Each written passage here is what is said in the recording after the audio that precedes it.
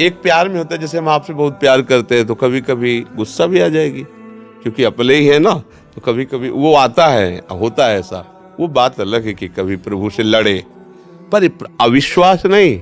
लड़ेंगे तो आपसे, प्रेम करेंगे तो आपसे, दूसरा तो कोई है नहीं। ये कि मुझे विकार सता रहे हैं तो मेरे भजन का फल क्या हुआ, ये अब हमें नहीं सोचना है, हमें सोच ही नहीं रखनी है। ये मकान आपके नाम कर दिया, इसमें छिपकली रहे या भूत रहे, आप बैठो या इसमें जो भी हो, अब हम मेरे से मतलब नहीं, आपको समझते, अभी ठीक हो जाओगे। ये अहंकार में ही रहते हैं जितने दोष है। अहंकार तो तुम बनाए हुए हो कि मैं 20 वर्ष से भजन कर रहा हूं, मैं उसी में सब ये छुपे हैं, उसी महल में। महल विध्वंस करो, कोई रह नहीं जाएगा। तेरे नाम कर दिया अपना जीवन, अब देख ले मालिक, अब जैसी आपकी इच्छा हो, जिधर चाहे उधर चला, जैसे चाहे, अभी ठीक हो जाओगे। जो राजा थे तो एक सांप को ऐसे धनुष की नोक से उठाया और बंबूल के कांटे थे उसमें फेंक दिया, घुस के कई दिन तक तड़प तड़प के मरा।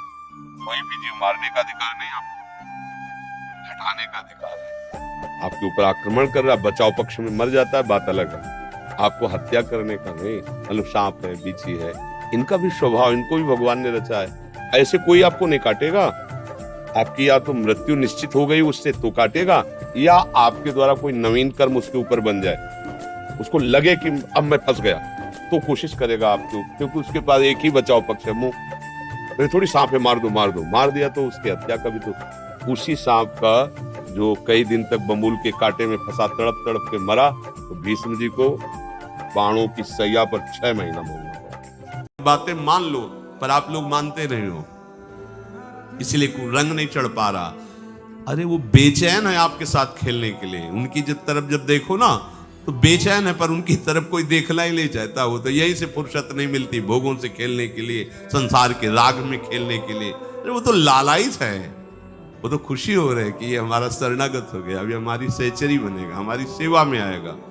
शरणागत होकर के पीठ कर लिया श्री जी की तरफ, मुख कर लिया संसार की तरफ, तो दोनों लाड़िले उदास बैठ जाते हैं। अब क्या करें, ये तो उधर मुख करके जा रहा है, चलो फिर कभी लौटेगा, वो फिर इंतजार कर रहे हैं।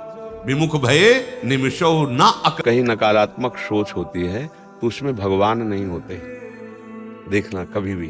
अब जैसे अब कि अगर जा रहे रास्ते में एक्सीडेंट हो गया तो भगवान है ना, बचाएंगे ना वो अब उस समय चूंकि पवित्र हृदय नहीं, तो भगवान तक सोचे नहीं पहुंच पाएगी, तो हम घबरा जाएंगे, कैसे जाए, आज तो हमारा मन गलत कह रहा है, इसलिए कुछ गलत हो न जाए। आदमी भयभीत रहता है। ये आदमी हमारी तरफ देख रहा था, वो हंस रहा किसी और बात से, अब हमें देख के हंस रहा था, मतलब है अब वो मन आपको डरवा रहा है, मन आपको भयभीत कर रहा है, मन आपको, ये दंड है हमारे किसी कर्म के फलस्वरूप। मन हमको दंड दे रहा है, जला रहा है, परेशान कर रहा है। नाम जप करो, ठीक हो जाएगा। गुरुदेव, जब भी कोई कठिन परिस्थिति आती है तब उसके परिणाम के बारे में अत्यधिक सोचकर कि अच्छा होगा या बुरा, मन में घबराहट रहती है, तो उसको अपना मित्र बना लो जो परिणाम को पहले से ही जानता है। वो है भगवान श्री हरि, श्री कृष्ण, और वो सर्व सामर्थ्यशाली, बुरे को भी एक क्षण में अच्छा कर देंगे। देखा, मच्छर को ब्रह्मा बना दे, ब्रह्मा को मच्छर बना दे, ऐसा मेरा प्यारा दोस्त है। तो ये बात खत्म हो जाए कि परिणाम पता नहीं भयभीत करने वाला हो कि बुरा हो। मेरा यार मेरे साथ है, मेरा प्यार मेरे साथ है, तो हर दुख हमारे लिए सुख हो जाएगा, हर शूल हमारे लिए फूल हो जाएगा। और इनसे विमुख हो तो हर फूल सूल की तरह चुभेगा, पहन के देख लो माला। हाँ, किसी स्कूलों में ऐसे नहीं, आप तिलक नहीं लगा सकते, आप कंठी नहीं बांध सकते। अब जैसे कोई बच्ची है, अब बचपन से साधु संग मिल गया, भजन करे, अब उसका ब्याह हुआ ऐसे घर में जो नास्तिक है, अब क्या करें भैया, अंदर अंदर जपो, बाहर से हटा दो, क्योंकि रोज झगड़ा होगा तो उससे अच्छा है राधा राधा अंदर अंदर जपो, श्री जी कृपा करेंगी। बाहर का जो माहौल है, जैसे लड़की, अब उसको ये थोड़ी कि युद्धम प्रारंभ, झगड़ा शुरू, ऐसे नहीं। भक्ति झगड़ा नहीं करे, भक्ति तो आनंदमय होती। ठीक भैया, तुम बाहरी बात है ना, शरीर को ब्याह के लाए हो ना, मन ने तो श्री कृष्ण को वर्ण कर लिया, उससे तुम हटा नहीं सकते। ऐसे चलना चाहिए भक्ति में।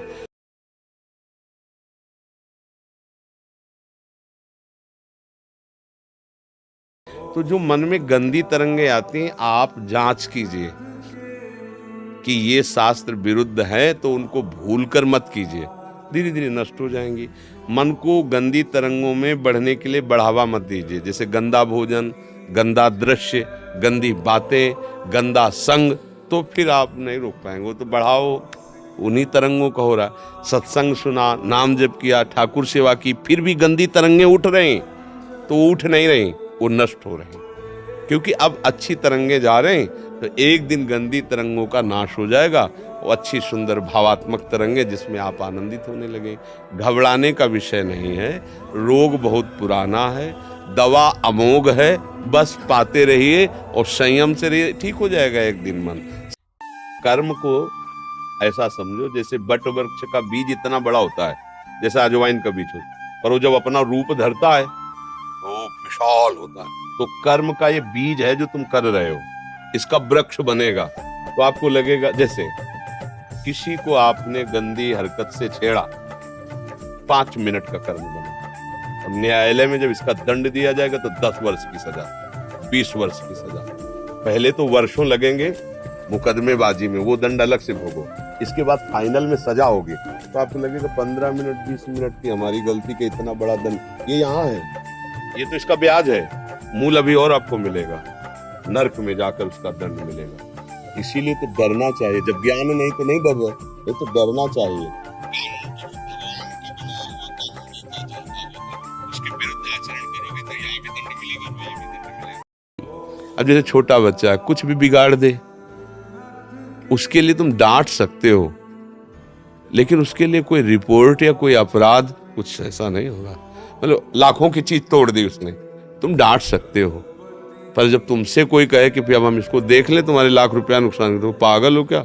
हेरना भी नहीं, मेरा बच्चा, मेरे लाख रुपया का नुकसान, ऐसे होता है। ऐसे प्रभु की शरणागति में होता है। वो डांट सकते हैं, गुरु से डटवा सकते हैं, वो स्वयं तुम्हारे प्रति तुम्हें लगेगा कि भगवान नाराज है क्या, ऐसा प्रतिकूलता आ रही है, पर ऐसा नहीं। तुम उनके बच्चे हो तो कोई हिसाब किताब नहीं चलेगा वैसा। बड़ों के घर में 1,50,000 का टूट भी जाए तो क्या, तो सबसे बड़े तो प्रभु है, ब्रह्मांड के ब्रह्मांड रचते और विनाश कर देते, उनके लिए क्या। तो ऐसे प्रभु का हम परिचय जानकर उनसे जुड़ें, उनको अपना माने, फिर छोटे मोटे हिसाब किताब नहीं रहते। कहीं कोई ऐसी बात अहम से न कह देना कि मैं कोई व्रत नियम संयम तीर्थयाटन इनका कोई महत्व नहीं रखता, मैं तो भगवद आश्रित। सब प्रणाम है, पर हमारी पहुंच इतनी ही है और यही सर्वोपम है, इससे बढ़कर कुछ नहीं। सब साधन कर यह फल सुंदर, प्रभुपद पंकज प्रीति निरंतर, अपने आराध्य देव का मधुर मधुर स्मरण याद। शायद इसको ही इश्क कहते हो, जैसे कोई दिल को मसला करे, अपने प्यारे की याद में एक विशेष मीठी पीड़ा हो रही, कोई छेड़ दे तो बस भबक पड़े हो, ऐसी स्थिति। हृदय बहा घूम रहा है, नाम स्मृति का तार चल रहा है, रोम रोम रग रग प्रफुल्लित रहता है प्रभु स्मृति में। यही जीवन का परम लाभ है। महर्षि, क्या प्रभु अपने भक्तों से नाराज होते हैं? अगर हाँ तो हम कैसे समझें कि प्रभु नाराज है? किसका प्रश्न?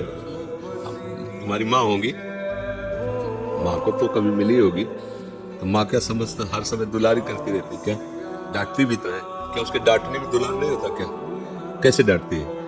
ये दूध पी, नहीं हमारी इच्छा, थप्पड़ मारेंगे, दूध पी, और दूध पी लेता ना।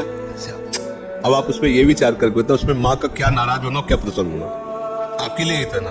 चल बाथरूम चल, स्नान कर, श्रृंगार, हम नहीं, हम खेलेंगे जाके, थप्पड़ मारती, चल सीधे चल। ये माँ की नाराजगी है, वो बच्चा समझ रहा है नाराजगी। अपार करुणा से भगवान, हम नरक में गिरने जा रहे हैं, हमको घसीटते हैं। उस समय उनका जो घसीटना होता है, हमें लगता है गुस्सा हो रहा है, भगवान गुस्सा नहीं हो रहा है, भगवान कृपा कर रहे हैं। तो वो अमल पत्नी होती, बच्चे होते, किसी के काम की तरह नहीं गए थे, तो क्या कहते हैं, तेरे दिन से 4-5 हजार रुपए डायलिसिस के लिए चाहिए, दवाइयाँ चाहिए, भगवान उठा लो, ऐसे कर पूछ लो भगवान इनको, वो कहते हैं इनको पूछ लो, संसार का खेल है ऐसा।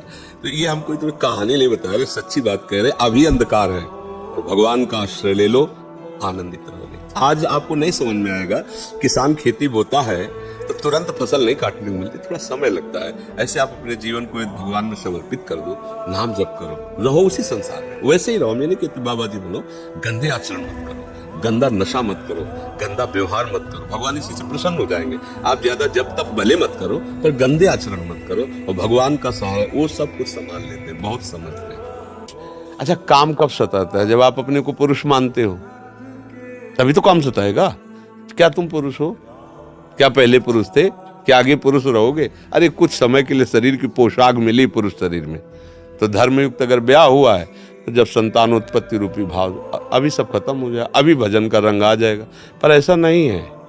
बातें बनाना अलग है और सतमार्ग में चलना अलग है। हम लोग सतमार्ग की अवहेलना करते हैं, इसीलिए भजन का रंग नहीं आता। बलवान घोड़े को जानते हो, जब ये उसमें रथ में जोता जाता है तो एक ऐसे लगाया जाता है, वो ऐसे देख ही नहीं सकता है, क्योंकि यहां लगी है लगाम, तो ऐसे कर नहीं सकता और इतले केवल देख रहा है। ऐसे ही भगवान को भक्त होता है।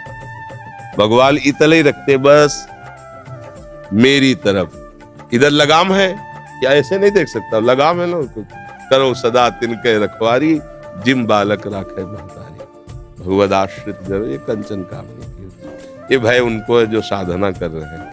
गोद में बैठने वालों को, चरण में पड़ने वालों को भय नहीं। जहां उसको भी ठसक आई कि मैं कुछ हूं, तो वही प्रवेश, मैं कुछ हूं, इसी में माया का प्रवेश है। और मैं कुछ नहीं, माया मुक्त है। जैसे वृक्ष के ईंटा मारो तो पत्ता देगा, अगर उसकी छाल में लगेगा तो उतनी त्वचा उसके नीचे गिर जाएगी। आपके प्रयोग में आए ना आए, वो देगा, लेगा नहीं, आपका अहित नहीं करेगा। तरुरी से सुना, ऐसे ही साधु को तुम गाली दो, मारो, पीटो, भगवान की जो दिव्य शक्तियां वो तो तुम्हें खींचेंगी, वो तुम्हें दंड देंगी, पर साधु से नहीं होगा। वो यही चाहेगा भगवान तुम्हारी बुद्धि शुद्ध करे, शरीर तुम्हारा स्वस्थ रहे, भगवान तुम्हारा मंगल करे। उसका हृदय ये नहीं चाहेगा कि कष्ट हो जाए। कैसे? जैसे अपनी जवान दांतों से अपने ही कट जाए, किसको हम रिपोर्ट करें? अपने ही हाथ से अपने ही अंग में चोट लग जाए, बहुत बार ऐसा होता है, किसको रिपोर्ट करते हैं? किसी को नहीं। ऐसे ही उदार चरितानाम वसुधैव कुटुंबकम, ये सब मेरे स्वरूप ही है, मेरी आत्मा है, मेरे प्रभु स्वरूप है, मेरे ही है। महाराज जी, मैं पेशे से पत्रकार हूँ। अक्सर ऐसी सच्ची खबरें हो जाती हैं जिससे सामने वाले को आर्थिक, सामाजिक व प्रसिद्धि में नुकसान का सामना करना पड़ता है, अथवा जीवन यापन करने में भी मुश्किल आ जाती है। और यदि कोई खबर की वजह से कभी कभी ऐसा भी होता है कि जान भी देने जा सकती है, तो क्या दूसरों को हुए इस तरह के नुकसान में मैं पाप का भागी हूँ? पर यदि कोई गलत करके, अधर्म करके और सुखी होना चाहता है और आपकी कलम उसके अधर्म की पोल खोल रही है, अब वो कुछ भी हो, आपको कोई अपराध नहीं लगेगा, क्योंकि आप अपने कार्य को कर रहे हैं। अगर वो धर्म से चल रहा है और आप ऐसी रचना करके कि उस, तो फिर बात है, फिर अपराध बन रहा है। यदि वो हमारे देश को नुकसान पहुंचा रहा है, देशवासियों को नुकसान पहुंचा रहा है, अधर्म से चल रहा है, और आपने उसे लिख दिया, अब वो जो भी करेगा उसके कर्म का फल होगा। आपने लिख दिया, सही लिखा है, इसलिए आपको कोई भी, क्योंकि हमारे भगवान सर्वज्ञ हैं, कितने मिनट बाद कौन सा रोग प्रकट हो जाए। ये मंदिर है, व्याधि मंदिरम, कौन सा कैंसर, अभी होश खराब हो जाएंगे, गया। अब कुछ कमाई तो हुई नहीं, भगवान नाम सत्यता की, तो एकदम लगेगा आप गया। भयंकर पीड़ाएं होती है रोग में, भयंकर। ऐसा नहीं कि तुमको नहीं आएगा, बड़े बड़ों को आता है तो तुमको क्यों ले आएगा। इस जीवन में कुछ शुभ कर्म है, कुछ अशुभ कर्म है, दोनों का फल सबको भोगना पड़ता है, चाहे महात्मा हो चाहे दुरात्मा। महात्मा भगवान का आश्रय लेकर, भोग कर, पवित्र होकर भगवान को प्राप्त होता है। दुरात्मा भोग कर, भोग कर्म करके फिर नरकों को जाता है, फिर नीची योनियों में जाता है। तो संभाल लो, अभी बढ़िया जीवन है, नाम जप करो। तो जो हमारा स्वरूप है वो भगवत स्वरूप है, और जो स्वरूप भगवत स्वरूप है वो आनंदमय है। तो हमें कहीं आनंद लेना नहीं है। हमारी स्मृति दुखालयम अशाश्वतम का चिंतन कर रही, पलट जाए बस, जीवित मर जाए उलट आप में समाए। ये दिलगिरी है, ये प्यार है, ये आशिकी है अपने प्रभु से। मस्त जीवन, एकमात्र भरोसा दृढ़ प्रभु का और निरंतर नाम स्मरण, इससे बड़ा कुछ है ही नहीं। पर मैं ऐसा किए हूं, ऐसी भी बात नहीं आनी चाहिए। गुरु कृपा से, भगवत कृपा से इस मार्ग में चलना चाहता हूं, ऐसी भाषा होनी चाहिए। कहीं उसमें अहंकार की गंध। बहुत समय ऐसा होता है जो बिल्कुल फालतू हमारा जाता है, हम कह रहे हैं उसी फालतू समय को सिर्फ भगवान में लगा दो, तुम्हारा मंगल हो जाएगा। पर 24 घंटे में हर समय तुम कार्यरत थोड़ी रहते हो। सोने, खाने, पीने, पढ़ने, लिखने, कार्यक्रम के अलावा भी घंटों हमारे पास बचता है, जो हम टीवी देखने में, मनोरंजन में, फालतू की बातों में, गंदे विचारों में, गंदे दृश्यों में हम ना दें वो सर। हम उस समय नाम जप करें, भजन करें, तो ये शिकायत खत्म हो जाएगी हमारे पास समय नहीं। ऐसा तो हम भी पढ़े हैं, तो ऐसा तो नहीं कि 24 घंटे आंखों की किताबें लगाए कोई बैठा रहे, तो जीवन सार्थक हो जाएगा। सबके पास खूब समय है भजन के लिए, ये सब प्रमाद वाली बात है कि हमारे पास समय नहीं। हम तो व्यापारी हैं, कितने घंटे बैठते हो व्यापार में? 6 घंटे अगर सोने के काट लो तो आपके पास 18 घंटे बचते हैं। भाई अगर 1 घंटे आप भजन का देने लगो 24 घंटे में तो बहुत बड़ा काम बन जाएगा। 1 घंटे बराबर भजन करते रहो। एक ब्रजवासी, हम रोटी मांगने जाते थे तो एक ब्रजवासी भैया चलते, ठाकुर कैसे लाए थे? मंजना और वो सब मंजने में जो लगाया जाता है ना वो, और ठाकुर जी नल के नीचे। तो हम कहा भैया ये क्या कर रही है? बोले बहुत दिल से लाओ आया ले ठाकुर को, मंजला लगा के पीतर के ठाकुर ऐसे मार के टोटी के नीचे। ठाकुर जी प्रसन्न है, ब्रजवासी घर के ठाकुर है। अपने भाव से रहो। अगर शास्त्रीय सिद्धांतों में चलोगे तो फिर हम जीत नहीं पाएंगे। ठाकुर हमारे भाव से जीतते हैं। हमारे गोपाल जी, हमारे लाडली लाल जी हमारे घर के ठाकुर हैं। मंदिर के ठाकुर की सेवा सिद्धांत से होती है, अपने घर के ठाकुर सेवा अपने भाव से होती है। अगर सिद्धांत के ठाकुर जी जहाँ विराजमान वहां लेटना नहीं चाहिए, पैर नहीं। अब एक ही कमरा है उसमें ठाकुर जी, आप लेटेगा नहीं तो कहाँ? ठाकुर जी कमरे में रखे अपने बाहर चौतरा में थोड़ी लेटेगा जाके। ये सिद्धांत मंदिर के लिए, अपने ठाकुर घर। अरे गुरु शब्द है, बताया ना कि एक चैनल में अगर करोड़ टीवी लगा दो तो ये आएगा ना दृश्य। तो गुरु शब्द एक ही है, एक ही गुरु है। गुरु शब्द अनेकों में लगा सकते हो, उसके रूप अलग हो सकते हैं, लेकिन शब्द तो एक ही ना गुरु। तो ये भी तो गुरु का दिया हुआ है ना, राधा नाम। अगर हमें लग रहा है तो गुरु ही तो दे रहे ना। आप मान लो इधर गुरु ना मानो तो गुरु शब्द है। वाहे गुरु बोलो, सदगुरु बोलो, गुरु बोलो। गुरु है ना, जय गुरुदेव बोलो। गुरु गुरु शब्द है। और जहां कोई भी नाम निकला है वो गुरु के ही मुख से निकला है। तो आप जो नाम प्रिय लगे स्वीकार कर लो, गुरु मुख का है। आना ही था तो हमसे इतने सारे पाप और गंदे काम क्यों कराए प्रभु ने? और भगवान ने भक्ति मार्ग लाया तो पूरी तरह से क्यों आपने नहीं भगवान को माना? कहाँ भगवान? आप तो अहंकार को भगवान मानकर दोष भगवान पर दे रहे हो। काले कर्म ईश्वरे मिथ्या। आपने माना भगवान को अपना स्वामी? आपने माना भगवान को सर्व सृष्टि का कर्ता विधाता? अगर ऐसा मान लेते तो दोष हो ही नहीं सकता था, पाप हो ही नहीं सकते। अहंकार की ही महल में काम क्रोध लोभ मोह मद मत्सर विराजमान रहते और अज्ञान से आरोप भगवान पर गलती कर दे। दाशत प्रकाश खाना पहनो, स्वामी अपनी आकांक्षाओं को अपनी भाषा 2 क्षेत्र रच दिए उन्होंने। खेल है, कबड्डी का खेल है ना। एक ही विद्यालय के विद्यार्थियों को अगर खिलाया जाए, अभी कहें होली है, कोई आपने ऐसा गंदा विषण, गंदी बात, गंदी चेष्टा आप परसों नरसों, फिर आगे क्या? आपका जो साधन मार्ग वो ढक जाएगा, फिर प्रमाद छा जाएगा। हमें किसी भी उत्सव में, किसी भी उत्साह में अपनी प्यारी जू की अनन्यता और सिद्धांत को नहीं छोड़ना। अपने मार्ग में चल। आपको ज्यादा रंगने का है तो बाल्टी भर रंग बोलो, श्री जी के आगे रखो, अपने ऊपर डाल लो, हो गया। दूसरे की जरूरत क्या है? अपने ऊपर। आपको लग रहा है गाल में गुलाल लगा, श्री जी के गाल में गुलाल लगाओ, अपने लगा लो, हो गया, हो गया। श्री जी हमारी, हमारे श्री जी की बस। श्री राधा वल्लभ लाल। अच्छा देखो, सबसे बड़ी प्रतिकूलता शरीर में कोई रोग हो जाना होता है। किडनी खराब है दोनों, कितनी भारी प्रतिकूलता है। डायलिसिस होता है। जैसे तुम्हारी मर्जी प्रभु। बराबर ऐसा नहीं कि हम लेट जाए, जाके दिनचर्या चल रही बराबर। क्या करेगी प्रतिकूलता? हमने मृत्यु को स्वीकार कर लिया, इससे बड़ा दुख क्या होता है? जिस दिन बुलाओ उसी दिन तैयार। हमारी बेग हर समय बिल्कुल चैन लगी है। आप बोलो बस, छोड़ो प्रपंच, चलो श्री जी के पास। बस यही करने के लिए तो वृंदावन आए हैं। यही करने के लिए तो हम प्रभु का भजन करते हैं कि हमारे प्राण छूटे और भगवान मिल जाए, प्रभु मिल जाए। क्या करें? देखो सहना तो वैसे ही है। ऐसा नहीं कि जो भगवान का भजन नहीं करते उनको सहना नहीं पड़ता। देखो ना कितने भयानक दुख है। सब सहते हैं, रो रो के सहते हैं, चीख चीख के सहते हैं। अपने लोग मुस्कुरा के सहते हैं। मांगना है ये तो प्रभु से मांगो, प्रियालाल से मांगो, और वो ना दे तो कृपा मनाओ कि जरूर हमारा इसमें अमंगल होने वाला है, इसलिए मेरी प्रिया जो नहीं दे रही। ऐसा समझ रहे ना? मांगना भी तो नहीं आता। हाँ, ये बहुत बढ़िया है। हमें मांगना भी नहीं। जैसे गरीब आदमी चक्रवर्ती सम्राट के पास जाए तो उसे पूछा कि मांगो, तो कहेगा भैंस के लिए 1 साल के लिए हमें चारा दे दीजिए और परिवार के लिए 1 साल के लिए अन्न दे दीजिए। उसकी हिम्मत नहीं है कि वो कुछ, कि हमें एक राज्य दे दीजिए, वो नहीं मांग सकता, हिम्मत नहीं उसकी। ऐसे हम लोगों की बस इतनी मांग, छोटा परिवार, छोटा इतनी मांग। हम नहीं कह सकते आप अपना परम प्रेम, इतनी सामर्थ्य रहे, नाम जब करते रहो सब बात करेंगे। किसी होटल में जाओ तो एक एक रोटी का हिसाब आपको देना पड़ेगा, नहीं? और अपने रिश्ते नातेदार के आ जाओ तो होटल से भी अच्छा मिलेगा, पर हिसाब थोड़ी होगा उसमें। बोले हमारे तो दोस्त है, हमारे तो रिश्तेदार है, हमारे तो घर के। ऐसा अपने घर में कोई हिसाब?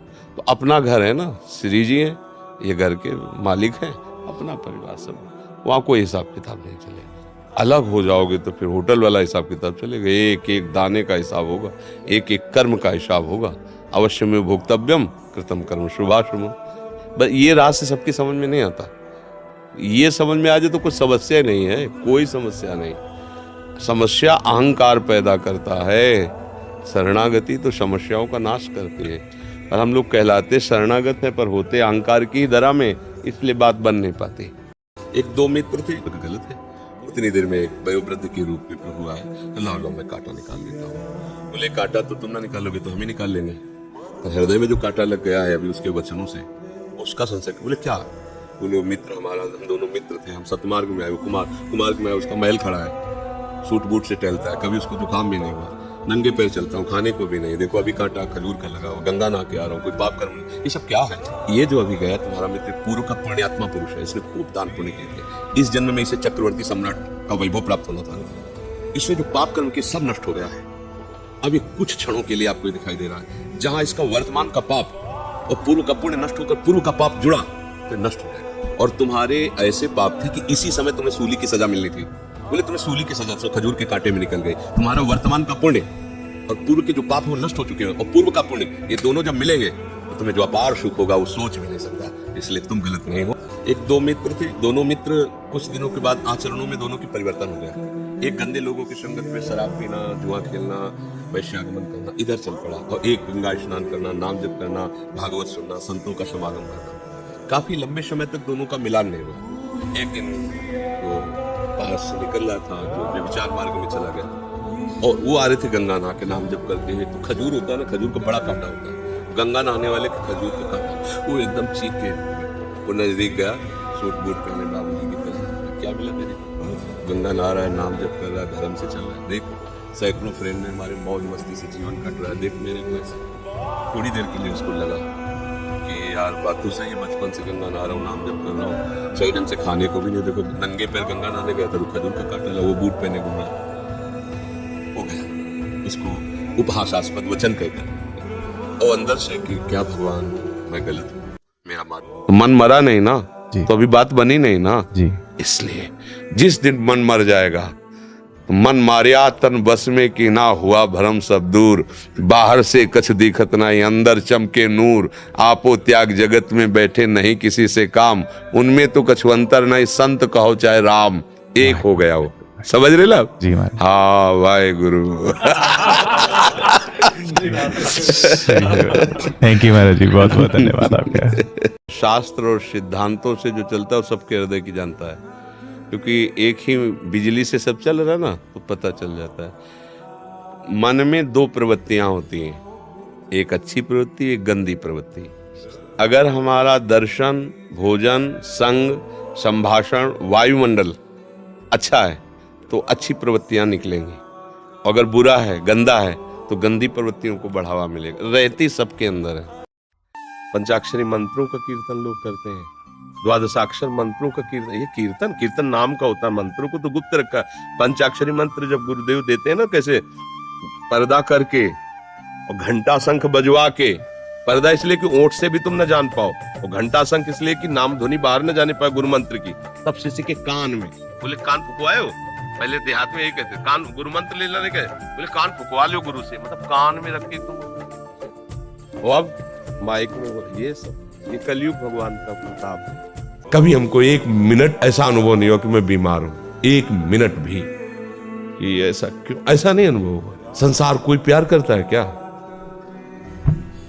अभी आपकी दोनों किडनी खराब हो जाए, फिर देखो आपको कौन प्यार करता है। जब ये पता चले कि परिवार वालों में किसी एक को किडनी देना पड़ेगा और हर महीने 1 लाख की दवाइयाँ और सब चलेंगी, भैया भाभी और रिश्ते नाते तो एक ही साल में तुम देख लोगे तो पास कोई ले लगा, और फोन लगाओगे तो ये अगर स्विच ऑफ है, और या तो कह देंगे अभी बिजी है, बात भी कोई नहीं करेगा। देख लो संसार का खेल ऐसा है।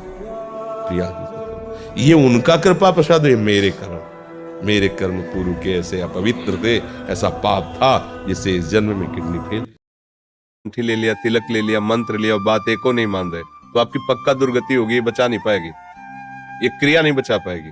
और मान लो आप संयोगवशात कंठी नहीं बंधवा पाए हैं, आप मंत्र नहीं ले पाए, लेकिन हृदय से गुरु माना है, हमारी बात मानकर चल दिए, तो आपको बिल्कुल वैसे ही लाभ मिलेगा जैसे दीक्षा लेने वाले समर्पित शिष्य को लाभ मिलता है। समझ गए?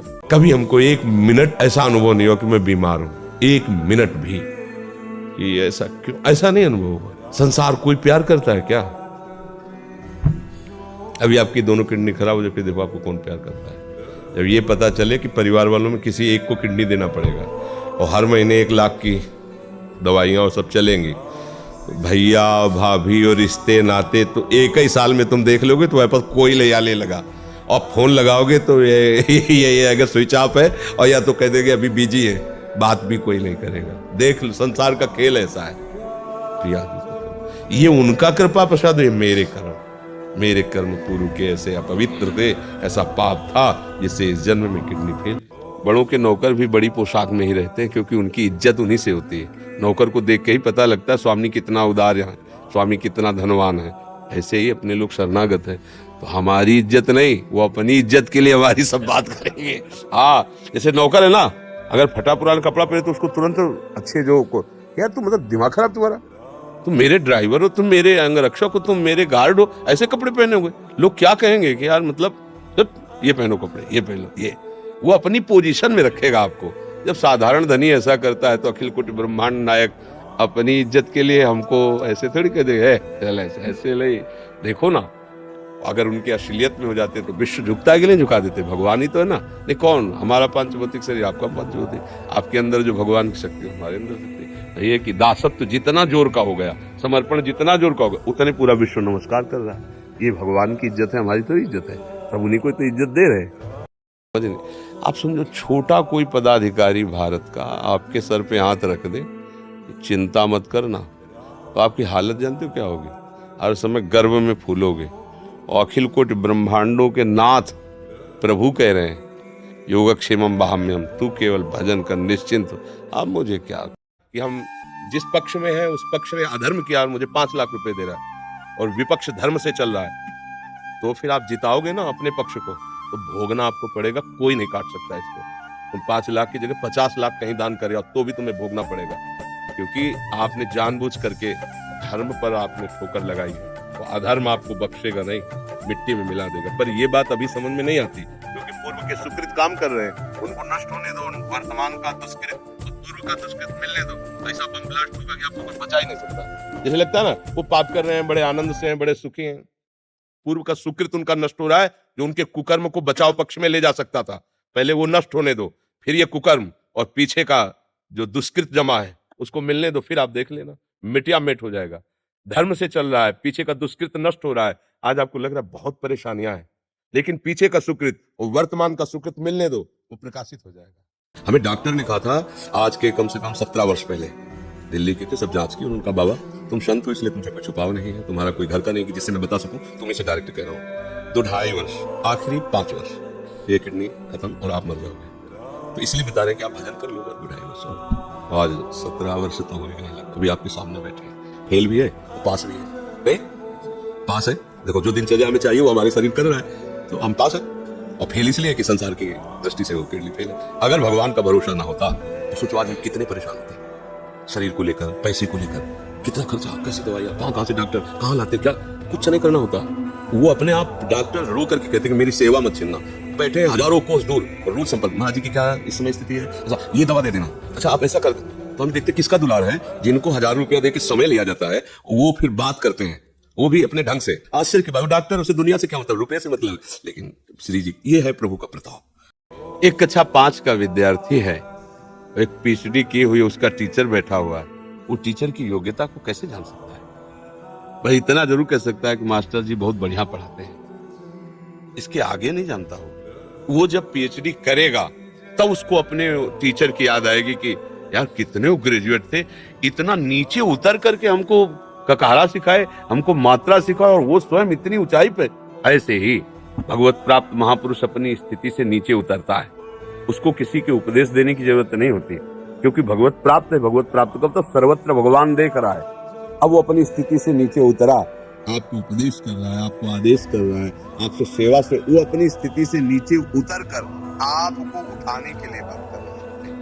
वो बोले ना बोले, उनके दर्शन मात्र से आपके हृदय में दिव्य भाव आने लगेंगे। यही पहचान संत की। सही को और गलत का निर्णय तो भाई कोई ऐसा पृथ्वी में नहीं है जिसको अंदर से उपदेश न मिलता हो, कोई ऐसा नहीं। आप खुद सब लोग देखो कि आपको प्रेरणा नहीं मिलती कि आप गलत करने जाते हो तो अंदर से रोका जाता है। बाहर से जान करके अंदर ही हम बात सीखना चाहें, बाहर की बात ज्यादा काम नहीं करती, काम अंदर की बात। ये तुम बचपन से देख रहे हैं। जरा सा गलत बात हुई, गन्ने का खेत देखा, मन ने कहा गन्ना तोड़ लो, अंदर से बात आई गलत है। गन्ने वाला देख लेगा, पिताजी से कहेगा पीटे जाओगे, गलत है। अब कहता अरे कोई नहीं देखेगा, तो ये बता देगा साइड वाले खेत से घुस के जाओ और गन्ना तोड़ लो, वही बता देगा। अब जब पीटोगे तो कहेगा हमने कहा था ना तुमसे कि बस। वो अंदर बैठा हुआ परम गुरु सबको उपदेश देता है। तो ये तो बात आप कह ही नहीं सकते कि क्या अच्छा है क्या बुरा, हमें ज्ञान नहीं था। हम अस्तित्व ही तो मिटा नहीं पा रहे। अस्तित्व मिट जाए फिर क्या, फिर तो मस्त हो गए। पूरा ब्रह्मांड आपका, आपके बाप का। हम लोग थोड़ा अस्तित्व अपना बनाए हुए ना, 4 परिवार के लोग, एक मकान, एक ये हमारा है मकान और सब नहीं। हम सुखी रहें, अगर बच गई तो सब मर जाएं, पर हमारा परिवार को एक छोटी सी सीमा, एक छोटा विचार, ये जो अलगावपन हुआ है इसे समर्पित कर दो। अलगाव में सारा हिसाब किताब फिर होगा, समर्पण में हिसाब किताब नहीं होता है। सत्य मार्ग में चलने पर कभी कोई तुम्हें आंच नहीं आएगी, और असत्य मार्ग में चलोगे तो कभी कोई तुम्हें सपोर्ट, चाहे जितने करने वाले हो, एक दिन एक भी सपोर्ट नहीं होगा। आंख खोल के देख लो, लाखों सपोर्ट करने वाले होंगे, लेकिन जिस दिन तुम्हारा असत्य खुलेगा एक भी तुम्हें सपोर्ट करने वाला नहीं मिलेगा, और पूरा संसार खिलाफ हो जाए और भगवान तुम्हारे अनुकूल सत्य से चल रहे, एक भी बाल बांका नहीं हो सकता। पर ये बात थोड़ा कड़वी है, इसे ले लिया, तिलक ले लिया, मंत्र लिया, बात एको नहीं मान रहे, तो आपकी पक्का दुर्गति होगी, ये बचा नहीं पाएगी, ये क्रिया नहीं बचा पाएगी।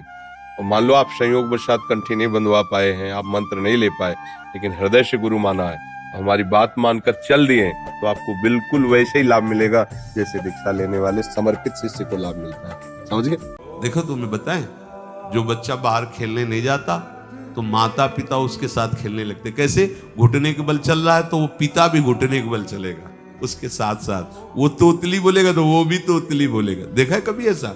ऐसा कर। तो ये हमारे स्वामी भी जब देखेंगे कि अरे ये तो किसी से राजी नहीं है, केवल हमसे खेलना चाहता है, इनके लाने का एक ही उपाय है, ध्यान रखना, अनन्य व्रत नहीं चाहिए हमें। और जैसे कल आप सुन रहे थे, पपीहा बन के रहू रे, बस यही चातक व्रत नहीं, हमें नहीं चाहिए। अगर हमारे रंग पड़ेगा तो लाडली लाल का पड़ेगा, हम खेलेंगे तो लाडली लाल के साथ खेलेंगे, नहीं तो अब आजीवन नहीं खेलेंगे। जैसे गंदा नाला भी यमुना जी में गिरने पर वो बाहर उसी में बहाव में आकर वो यमुना के समान माना गया, लेकिन जहाँ से गंदा नाला निकला और वहाँ यमुना जी तक नहीं मिला, तब तक कोई छुएगा नहीं, वो गंदा ही नाला है। हम लोगों के आचरण गंदे नाले जैसे ही हैं। अगर पूर्व से सब देखे जाए, अगर कुछ पवित्रता है तो जुड़ने से है इनसे। जहाँ से जुड़े तो वहाँ सुरसरी भैंस पावन कैसे, ईसनी संयंत्र, जैसे गंगा जी में नाला गिरा तो गंगा जी बन गया। ऐसे ही हम अपवित्र विचार वाले, अपवित्र कर्म करने वाले प्रभु में समर्पित हुए तो प्रभु में हो गए। बात ये है। क्या विद्या हमें विनय सिखाती, विद्या विनयम ददाती।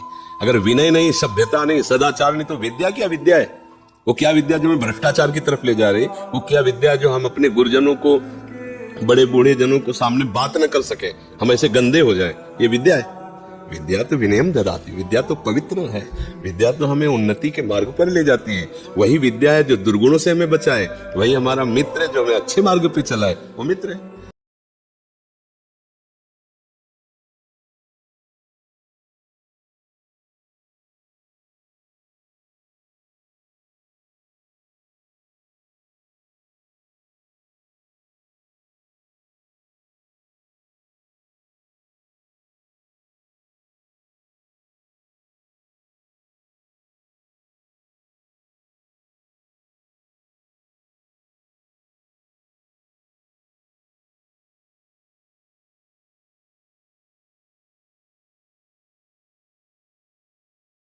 एक राजा ने एक बकरे को दिया और प्रजा को कहा अगर इसे तृप्त करके लाओगे तो तुम्हें अमुक इनाम देंगे। वो तो लोग बकरे को सजाने में कितनी देर लगते हैं, ले जाते अच्छी अच्छी पत्तियां ये सब उसे खवाते, जब राजा के सामने ले जाते तो राजा जरा सा कुछ डालता, उसको वापस चुन लेता।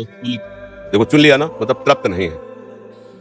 एक चतुर आदमी था जो रोज ये दोनों बातें देखता, राजा का कहना और प्रजा का सिखाना। बोले महाराज हमें एक दिन के लिए बकरा दिया जाए, तृप्त करके लाएंगे। बोले हम तो दे रहे हैं, चलो आज तुम ले जाओ। बांस की इतनी बड़ी छड़ी नई काटी और बोल घास डाली, चप से मारा, हर चीज डालता, एक भी खाने नहीं दिया, हर बार मुंह मारने में चप। तो शाम के ऐसी दशा हो गई, सब डाल दिया, वो मुंह नहीं मारा, ऐसे खड़ा रहा। राजा के पास ले गए, राजा ने देखते ही कहा इसका पेट खा लिया तो भूखा। बोले आपका परीक्षा से मतलब है ये भूखा या प्यासा, ये ऐसा आदेश नहीं था, आपने कहा था हम डालेंगे, चुनेगा नहीं। आप डालो, अगर चुन ले तो बताना, डंडा रख के से बैठ गया, डालो। अब राजा जो भी डाल ले तो बकरे की दृष्टि उसी डंडे पे केवल चुप, वो धीरे से डंड बकरा बिल्कुल चुप, समझे ये वासना बकरा है, ये डंडे से मानेगी, चारा से नहीं मानेगी। उसमें एक वो मशीन होती है जिसमें लेटा के अंदर एक्सरा किया जाता है, कौन सी, MRI। उसमें तो हमारी भी कंठी उतारी गई थी कि कंठी आप बाहर रख दीजिए, फिर वो मतलब ऐसे जैसे कुछ फर्क नहीं पड़ता, ऐसे कंठी उतारी, अच्छी जगह झोली में रख ली, 4 दिन 10 दिन जो भी परीक्षा में जाना है, बाहर निकले अपनी झोली से लिया कंठी, क्या फर्क पड़ता है। राधा राधा कंठ में है, कंठी उतार के, मान लो ऐसी कहीं समस्या है तो उतार के, उसमें कोई फर्क नहीं। अब कहीं जांच होनी, कहीं कुछ होना, बोले कंठी हो, बोले हमारी निष्ठा हम उतारें, ऐसा नहीं है। बोले भैया थोड़ी देर के लिए रखिए, तुम जांच कर लो भाई, तुम कंठी पहन के अंदर नहीं जाओगे तो तुम्हें उसमें बम विस्फोट लग रहा है, तुम उतार के रखे दे रहे, क्या चला जाए। राधा राधा राधा, बड़ा मस्ती का मार्ग है, झंझट लड़ाई झगड़ा और इसका टेंशन का मार्ग थोड़ी। भाई हम श्री जी के हैं, तो अगर 1-2 घंटा के लिए कोई कंठी को रोक दे तो हम श्री जी के नहीं रहेंगे क्या? नहीं, श्री जी के, उसमें कोई फर्क नहीं। तो आपका एक प्रश्न का समाधान मिल गया कि जो राम है वही श्याम है, तो जो राम है वही सिया है, जो श्याम है वही राधा है, जो राधा है वही श्याम है, जो सिया है वही राम है। इतना भी अंतर नहीं। लीला के लिए अर्धांग रूप से विराजमान है। दूसरा खूब रो, नाचो, खेलो, कूदो, उन्हीं से वो खेलने लगेंगे, उनको चैन नहीं है आपके सिवा। आप चैन से रह रहे हो, हमारे प्रिया प्रीतम आपका इंतजार कर रहे हैं, तभी आप पर हेतु की कृपा की। ये बात अंदर की समझो, प्रिया प्रीतम अंदर से आपको बहुत प्यार करते हैं, पर हम देखते हैं कि आप प्रिया प्रीतम से प्यार नहीं करते। आप संसार की तरफ बढ़ते जा रहे हो, हाथ फैला खड़े, मेरी तरफ आ जा। ये हमारे भगवान नहीं है, ये हमारे लाडली लाल है। हम इनको भगवान नहीं, ये तो प्रेम के खिलौना दो खेलत है प्रेम खेल। हमारे रसिकों ने इनको भगवान नहीं माना। अगर कोई संकट आया तो अपने आंचल में छुपा के इनको लेके भागे, ये नहीं सोचा कि अखिल लोक ब्रह्मांडों का ईश्वर, इसको छुपा के भागने की क्या जरूरत है। चाहे बिहारी जी को, चाहे राधा वल्लभ लाल को, जब कभी कोई ऐसा भय आया है तो ऐसा नहीं सोचा कि भगवान रक्षा करेंगे। सांसारिक मित्र को, सांसारिक भोगों को, इनको प्रकाश मत समझ लेना, कहीं सांसारिक अनुकूलता को इनको कृपा मत मान लेना। वास्तविक बात है, जब हमारा इस संसार में कोई हितैषी न दिखाई दे, कोई प्रिय न दिखाई दे, कुछ अपना न दिखाई दे, तब एक रास्ता बचता है जो असली है, वो है प्रभु का। उनको स्वीकार कर ले। सब, यहाँ कोई प्रिय नहीं। तुमसे जो प्यार करेगा शोषण करने के लिए, उसको कुछ तुम में दिखाई देगा इसलिए तुमसे प्यार करेगा। तन धन कुछ भी, अगर उसको कुछ नहीं नजर आएगा तो तुम्हें कितना भी प्यार करता रहो, अंगूठा दिखा देगा कोई भी। यहाँ कोई प्यार व्यार नहीं, सब नाटक चलता है। कोई किसी से प्यार नहीं करता, अपनी वासनाओं की पूर्ति जहाँ होती है, हमें अच्छा लग रहा है इसलिए हमसे प्यार करते हैं। जिस दिन हमें अच्छा नहीं लगा उस दिन हम हर वो बात करेंगे जिससे हमसे दूर हो जाए। ये प्यार है क्या? एक बार हम गंगा किनारे जब रहते थे तो अंधेरा था, बड़ा भया, उल्लू सब, सियार, ये सब बोलते रहते गंगा किनारे। पहले अधिकतर जंगल, अधिकतर 10-20 किलोमीटर में, कहीं एक इधर गांव छोटा सा, कहीं उधर गांव छोटा, सबका सब जंगल ही जंगल, ऐसे भयावह स्थिति। पता नहीं कैसे मन में एक भय सा सवार हुआ। अंधेरा, कोहरा छाया, गंगा किनारा, तो दूर एक आदमी, मतलब ऐसा लगा कि कोई लालटेन लिए दूर दिखाई दे, भय कम हो गया। हम अपने मन को डांटा कि यार वहां लाइट है, पता नहीं वो व्यक्ति है क्या है क्या नहीं। इतना उसका भरोसा, भगवान का भजन करने के लिए निकले हो, हर समय भगवान भजन, तुम्हें भगवान का भरोसा नहीं, वो व्यक्ति बचाए कि ना बचाए, वो है व्यक्ति की नहीं है। लाइट दिखाई दी तो भरोसा हो गया कोई है वहां, और भगवान का नाम जप रहे भगवान। अरे मन यार, अब तो बेईमानी छोड़ दो। आप देखो, किसी की जेब काट ली, कितना रुपया काट लिया, कितना, अब डंडा चलेगा, पुलिस ले जाएगी, मुकदमेबाजी होगी, 6 महीने की सजा, 5,000 रुपया जुर्माना। ये सब क्या हो रहा है? छोटा सा कर्म था, ऐसे किया ऐसे नहीं कहा। इसीलिए हरिवंश महाप्रभु के जैसी हरिवंश नरक गति दुर्भर यम द्वारे कटियत न सीखे। एक ही बात है, मुकदमे में फाइनल हो गया कि आपको फांसी की सजा होगी और राष्ट्रपति से आपने विनय की और उसने लाल स्याही फेर दी, तो जजों का न्याय, वकीलों की वकालत सब बेकार हो गई। माफ एक ही जगह है, तो भगवान की शरण, इससे तुम्हारे सब कुछ बन जाएगा, माफ हो जाएगा। तो उनके यहाँ हम गए हुए थे, तो एक कमरे में देखा एक नौजवान व्यक्ति पड़ा हुआ था। वो शायद उनकी ननंद के पति थे। तो उनको पता नहीं क्या लगा, भगवान की प्रेरणा, हम तो बच्चे थे, तो हमें बुलाया, ऐसे नजदीक गए तो रोने लगे। उनका बच्चा है, जो बिल्डिंग देख रहे हो ना, ये मेरी बनवाई हुई है, वो मेरी पत्नी। और वो टाकीज के सामने मेरी चाय, समोसा, पान इसकी दुकान थी। मैं सुबह से शाम तक मेहनत करता, तो यही पत्नी हमारे मोजे जूते उतार करके हमें प्यार करती थी। हमारे शरीर में लकवा मार गया, अब मैं उठ नहीं सकते। बोले 2 रोटी से ज्यादा भोजन नहीं देती और कहती ज्यादा देंगी तो बार बार शौच करोगे, हमें फेंकना पड़ेगा। बोले हमको मारती भी है, हमसे बात नहीं करती, चिल्लाते रहते हैं, हमारे सामने दूसरे पुरुष को बुलाती है, बात करती है। ऐसा किससे कहूँ, अगर कहूँ तो मारेगी आकर के, कहना नहीं। देखो ये वो बता रहा है कि जब मैं कमा के आता था तो मेरे जूते मुझे उतारते थे, मुझे प्रेम करते थे। आज वही पत्नी है, मेरा ही सब वैभव है, मुझे रोटी भर पेटे, क्योंकि लकवा मार गया, शरीर बेकार हो गया, अब वो पड़ा ऐसे। संसार कोई प्यार करता है क्या? अभी आपकी दोनों किडनी खराब हो जाए, फिर देखो आपको कौन प्यार करता है। जब ये पता चले कि परिवार वालों में किसी एक को किडनी देना पड़ेगा और हर महीने 1 लाख की दवाइयाँ और सब चलेंगी, भैया भाभी और रिश्ते नाते, तो एक ही साल में तुम देख लोगे तो तुम्हारे पास कोई ले लगा, और फोन लगाओगे तो ये अगर स्विच ऑफ है, और या तो कह देंगे अभी बिजी है, बात भी कोई नहीं करेगा। देख लो, संसार का खेल ऐसा है। कोटि प्रणाम महाराज जी। हमारे घर में एक कमरा है जिसमें हमारी श्री जी और ठाकुर जी की सेवा होती है, और उसी कमरे में मैं और मेरी पत्नी और बेटा रहते हैं। कई लोग कहते हैं अपने कमरे में श्री जी का विश्राम नहीं होना चाहिए। महाराज जी, अब इस तुम परिस्थिति किसी की बात करो, किसका है? हाँ, किसी की बात मत करो। हम सेवक है, हमारे स्वामी है, हम उनके साथ ही तो रहेंगे। श्री जी हमारे कमरे में नहीं, श्री जी और कमरे में नहीं, हम और कमरे में रहें, नहीं जरूरत है हमें किसी और ऐसे सिद्धांत की। अगर हमारे पास कमरा भी नहीं तो अपने सैया में सुलाएंगे। सिराने हमारी श्री जी सो रही, करवट लेके हम उनके पास हैं। ये प्रेम की उपासना है, भाव की बात है, बहुत भाव से रहना है। अब जिनके पास एक कमरा श्री जी ना विराजमान करें, भाई सिद्धांत है। श्री जी के सामने खाना नहीं खाना, श्री जी के सामने पैर फैला के नहीं पर लेटना, श्री जी के सामने जोर से नहीं बोलना। ये कहाँ का? मंदिर का। हमारे घर के ठाकुर हम उन्हीं के साथ पाएंगे, उन्हीं के साथ सोएंगे, उन्हीं से हंसेंगे, उन्हीं से खेलेंगे। बुरे भले जैसे भी है, बेपर्द उनके हम सामने हैं, वो हमें सुधारे, अपने लायक बनावे, चलावे। ये अपने घर की उपासना है, किसी की बात मत मानो। हाँ, पर हम प्रभु को जान नहीं पा रहे, अपनापन नहीं कर पा रहे, तो हमें लगता है प्रभु हम पे गुस्सा हो रहे हैं। अगर तुम्हें ऐसा कहीं लगता है कि प्रभु गुस्सा भी हो रहे, कब लगता है? जब हमारी मानी हुई कामना में बाधा पड़ती है, वो पूर्ण नहीं होती, तो हमें लगता है मेरे भगवान नाराज है क्या? क्योंकि अगर नाराज न होती तो उन सर्वशक्तिमान को ये बात पूरी करने में क्या घाटा था? उन्होंने क्यों पूरा नहीं किया? इसका मतलब नाराज नहीं, ऐसी बात नहीं। जैसे हम चाह रहे हैं कि हमें 100 रुपया मिल जाए, तो आज जाकर के मैं ऐसा मनमानी करो, माँ करीब 25 पैसे भी नहीं देंगे, जा। क्यों? क्योंकि पता है कि अगर आज 100 रुपया पाएगा, हो सकता है कोई नशा करे, गंदे आचर, नहीं देंगे। और वही माँ जब देख लेगी कि हाँ सही ढंग से खर्चा कर लेते हैं, तो अपनी कमाई हुई पूरे जीवन की संपत्ति आपको दे देंगे। ऐसे ही हमारे भगवान है। हमारे तो सब बच्चे ही ना, उपद्रवी बच्चे, तो उतना दे देते हैं जितने खेल में हमारा नुकसान न हो। जब हम मनमानी आचरण करने के लिए तैयार होते हैं और उनके शरणागत होते हैं, तो वो घेर देते हैं, हर वो बात नष्ट कर देते हैं जिससे हमारा अमंगल हो। एक बार इत्तेदाम में थे, तो एक लड़की को लेकर 10-20 लोग, तो श्री जी का साक्षात्कार हो गया हमारे पास। महाराज जी, वो श्री जी का साक्षात्कार हो गया, एक लड़की आ रही। हो सकता है करुणामयी स्वामिनी कभी भी किसी पर द्रवित हो जाए, उनके लिए थोड़ी कि बच्चा है या बच्ची है या बूढ़ा है, वो तो कभी भी द्रवित हो सकते हैं। उनका वो बात बुलाए, जब सामने आए तो उनका जो बाह्य श्रृंगार और सब लोगों का हाव भाव, सामने बैठे उनका बच्चा, सच्ची बताना तुम्हें श्री जी मिली है?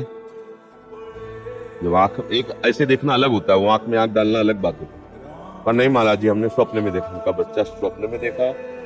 पर नहीं महाराज जी, ऐसा लगा था। तो व्यर्थ में अहंकार मत करो, चाहे ऐसे तो श्री जी मिली भी जाएंगी, अगर अहंकार करो बहुत।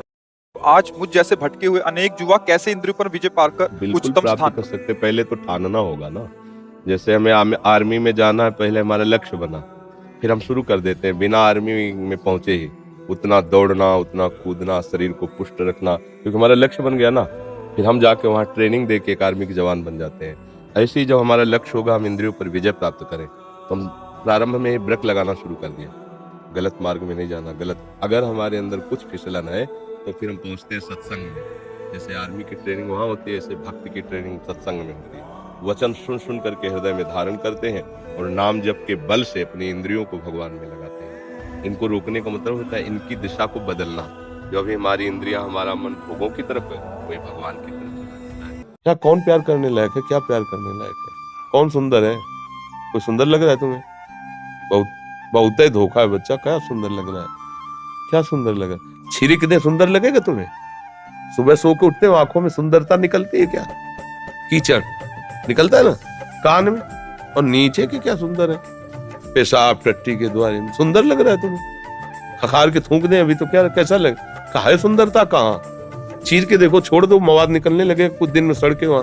क्या सुंदर है? हमें बताओ क्या सुंदर है इसमें? ऊपर से चिकनाहट लगा के सुंदरता थोड़ी। आओ तुम्हें हम सुंदर दिखाएं, प्रिया लाल है हमारे, ऐसे सुंदर है कि फिर हाँ सुंदर। ये संसार भी तुम्हारे लिए सुखद हो जाएगा। धर्म से चलो, पवित्रता से चलो। किसी भी नशे में कोई सुख नहीं है। जो भगवान के नाम में नशा है वो किस में सुख हो सकता है? आप जब के तो देखो, बड़े से बड़े भयानक कष्ट में भी आप आनंदित रहेंगे। दोनों किडनी फेल है, अगले दिन डायलिसिस होता है। कितना कष्ट होता है किडनी फेलियर, कोई वही जानता है जिसकी किडनी फेल होती है। आपके सामने बैठे हैं, बात कर रहे हैं, कष्ट में है, इस समय वर्तमान में भी कष्ट में है। अगर प्रभु के नाम का और प्रभु के चरणों का भरोसा ना, तो अभी धज्जियां उड़ जाए हमारी, अभी हम डिप्रेशन में पहुंच जाए। हर समय आनंद रहता है। और 2 बजे से चल रही दिनचर्या, 2 बजे रात से 8-9 बजे शयन, 1:30 बजे उठ जाओ अपनी दिनचर्या। ये बीमार की दिनचर्या होती है क्या? भगवदास। आप ऐसे मित्र को मित्र बनाओ जो हर परिस्थिति में आपका सहयोग करे, जो केवल श्री कृष्ण है, दूसरा कोई नहीं है। महाराज जी, भगवान तो एक ही है, तो उन्होंने अलग अलग उपासनाएं, अलग अलग संप्रदाय का निर्माण क्यों किया? कोई राम जी को उपासना कर रहा है, कोई श्याम जी की कर रहा है, तो कोई ब्रह्म उपासी है। महाराज जी वो एक भी तो बना सकते थे। तीन गुण हैं, सतोगुण, रजोगुण, तमोगुण, उन्हीं का विस्तार हुआ है। उसी से हमारी बुद्धि की रचना हुई है। अलग अलग बुद्धि शक्ति है, अलग अलग भावनाएं हैं। कोई साकार रूप की प्रीता करता है, कोई निराकार रूप की प्रीता करता है, कोई दैवी शक्ति की पूजा करता है। अलग अलग भाव है। तो हमारे प्रभु इतने कृपालु हैं कि उन्होंने हर मार्ग बना दिया। अब जैसे बिहारी जी का एक ही मार्ग जाने का होता तो सब पसंद नहीं करते। चारों तरफ से मार्ग है बिहारी जी का, चारों तरफ से। आप उधर से आइए, उधर से आपको पुल से आना होगा, उधर से आए तो उधर से पुल से आना होगा। विद्यापीठ से भी जा सकते, परिक्रमा मार्ग, चारों तरफ से मार्ग बना दिए गए हैं बिहारी जी। उनके नाम रूप अलग अलग। वैद्य ही रोगी के अनुकूल हो गया तो रोग कभी नष्ट नहीं होगा। वैद्य को चाहिए कि रोगी के अनुकूल नहीं, उसको रोग से निपटने के लिए चलने की बात कहनी चाहिए। रोगी कह रहा मुझे दही बहुत 500 रुपया लो, आप स्वीकृति दे दो, मर जाएगा वो। अगर मंत्री राजा की सलाह में सलाह मिलाता चला गया तो राज्य नष्ट हो जाएगा। अगर सदगुरु शिष्य की हाँ में हाँ मिला देगा तो शिष्य नष्ट हो जाएगा। सचिव वैद कुरु तीन जो प्री बोले भय आस, राज धर्म तन तीन कर होए बे गई नाश, उसका नाश हो जाएगा, वो पतन। अब जैसे हमसे आके पूछ, हमें तो सियाराम जी के दर्शन हो गए,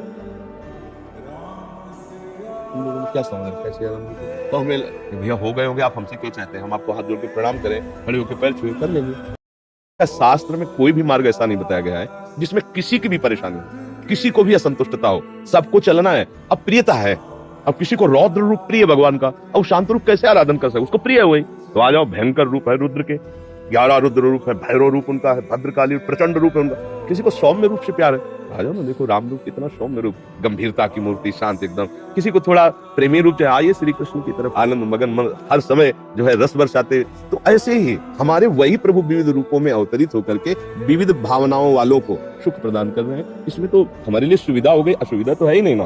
अब ये जो एक उपासना को बड़ा मानकर छोटे को दूसरे को मानकर लड़ते झगड़ते हैं, ये बातें उपासना में, किसी भी उपासना में नहीं, किसी आचार्य ने नहीं कहा, किसी ने नहीं कहा। ये सब हमारी तुम्हारी अहंकार की वृत्तियां, ये शास्त्र में नहीं लिखा। बस भाई इतना ही समझ लो, सारे झगड़े इसी से होते हैं, मूर्खता से, अहंकार। वासना की कभी पूर्ति कर ही नहीं सकते, ना अपनी ना दूसरों की। एक विद्यार्थी स्कूल जाता था, 3 किलोमीटर स्कूल दूर था, पैदल जाता, तो एक धनी मानी का लड़का साइकिल से निकला। उसको लगा ये तो बहुत बढ़िया है, पैदल से कितना बढ़िया, ऐसे ऐसे करो आगे ले आया, हम कल से स्कूल लेंगे। क्यों? मैंने साइकिल से। ठीक है, एक साइकिल ले दी, साइकिल से जाने लगा। कुछ दिन के बाद देखिए कि मोटी साइकिल से घर से निकल गया, साइकिल तो मैंने लग गई, साइकिल खड़ी कर दी। बोला पापा हमें एक मोटरसाइकिल चाहिए, तब स्कूल जाएंगे। बेचारे ने बड़ी व्यवस्था करके मोटरसाइकिल खरीदी। अब स्कूल जाने में मोटरसाइकिल से जाता। एक दिन वर्षा हो रही थी, आंधी चल रही थी, बगल से देखा बंद शीशा की कार एकदम घूम से निकल गई। लौट के आया, बोला पापा मोटरसाइकिल रखी, आज से तो हम कार खरीद दो, बेच के खेती वेती। चलो, लड़का अकेला है, कार में जाने लगा। एक दिन जाम में कार फंस गई, ऊपर से देखा हेलीकॉप्टर निकल गया। बोले पापा कार तो जाम में फंस जाती है, हेलीकॉप्टर उतारा, जूता 10-5 जूते मारे और तो कार भी बेच दी, का पैदल जाओ। समझे वासना की पूर्ति कैसे होती है? क्रोध क्यों आता है? या हम तो दूसरों में दोष दर्शन करते हैं तब क्रोध आता है, और या हमारी कामना के प्रतिकूल कोई चले तो क्रोध आता है। जब आप कामना करते हैं कि आदमी हमारे अनुकूल चले, वो अनुकूल नहीं चलता है तो हमें क्रोध आता है। या फिर हमें अहंकार होता है, दूसरों पर हम दोष देखते हैं तब क्रोध आता है। तो हमें लगता है दोनों बातें हमारे अज्ञान के कारण हैं, हमें क्रोध नहीं करना चाहिए।